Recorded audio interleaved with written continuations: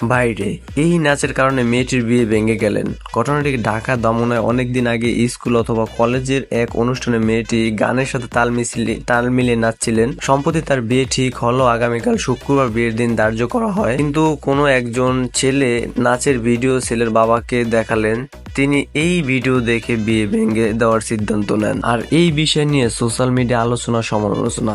অন্যদিকে ছেলের বাবাকে অনেকভাবেই বোঝানো হলো, তাকে মানানো যায়নি। ছেলে নিজেও বুঝিয়েছেন, কিন্তু কোনোভাবেই মেয়ের সাথে ছেলের বিয়ে তিনি দিবেন না বলেছেন।